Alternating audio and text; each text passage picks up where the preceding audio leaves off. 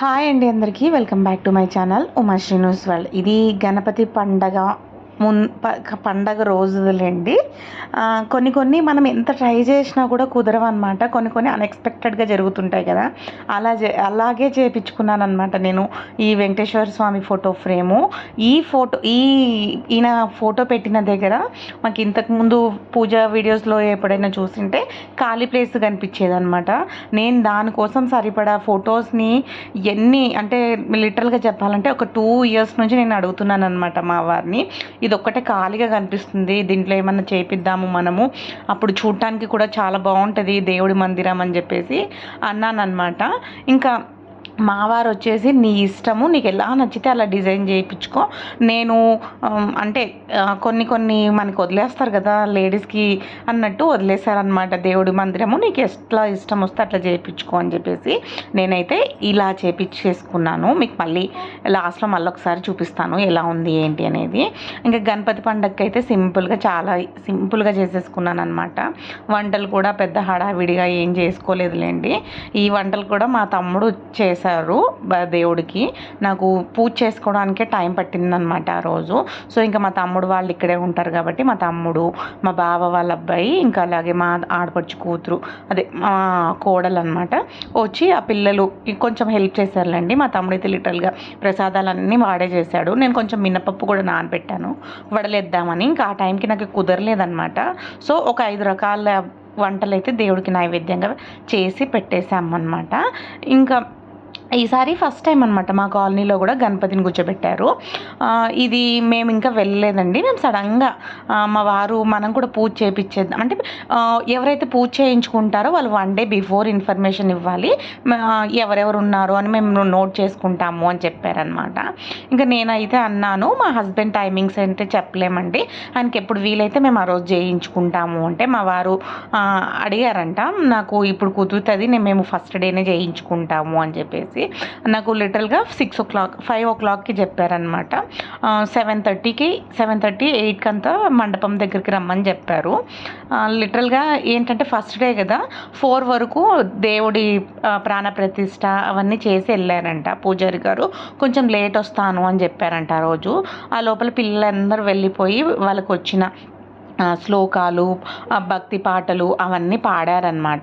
మనమైతే ఆ వస్తువు సర్దుకోవాలి, ఈ వస్తువులు సర్దుకోవాలి అని ఇంట్లో పనులు ఉంటాయి, కానీ పిల్లలకి అది ఫస్ట్ టైం పెట్టారు కాబట్టి మా కాలనీలో పిల్లలకి ఆనందానికి అద్దులు లేవు అన్నట్టున్నారనమాట పిల్లలందరూ. మా పిల్లలైతే ముందరే వెళ్ళిపోయారు, కాలనీ పిల్లలందరూ ముందరే వెళ్ళిపోయారులేండి.